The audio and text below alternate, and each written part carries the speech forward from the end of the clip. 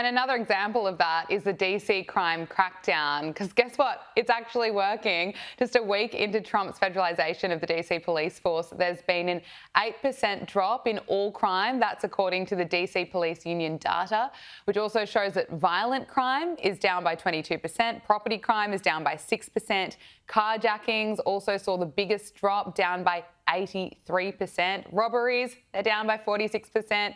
Car theft down by 21%, which is so strange, CJ, because I thought the Democrats told us that DC didn't have a crime problem, but even MSNBC is struggling to find residents that's going to suit their narrative because locals are actually feeling a lot safer. Look at this. I feel safer. I do. It doesn't bother me at all. I just feel more military police presence there are. I just feel like I'm more inclined to be downtown more often than I usually am, especially in the evenings. And if you take Metro bus, be aware you may see National Guard troops at the bus stops as well. CJ, isn't it weird? More boots on the ground, it actually improves safety.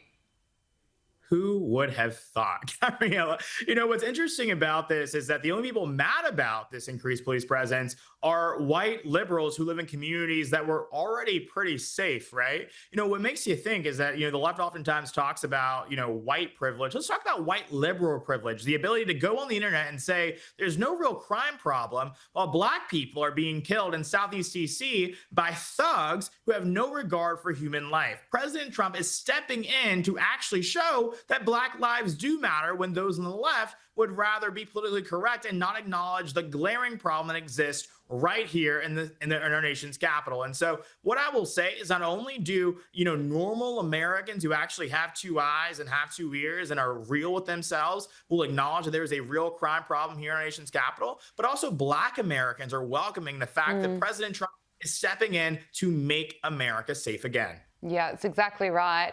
Elon Musk is reportedly already giving up on his plans to launch his own political party, the America Party he was going to call it, and instead considering backing Vice President JD Vance if he runs for president in 2028. This is according to the Wall Street Journal. Now, JD Vance was asked about this today on Fox News, and he called the story fake news. He says he hasn't spoken to Elon Musk about it, but he did have some strong words for the tech billionaire. If he doesn't like things the Republican Party is doing, my advice to Elon would be try to fix the Republican Party. Try to push it in your own way. Disagree with me all you want. Disagree with the President of the United States, but don't pretend that you can make a big difference with a third party. I think Elon would make a much bigger difference if he stayed loyal to President Trump's Republican Party. And if he had disagreements, express those disagreements from the inside as opposed to from the outside. CJ, I'm all for JD Vance running in 2028, but Elon Musk has a complicated relationship with the Trump White House at the moment. Do you think it's a good move?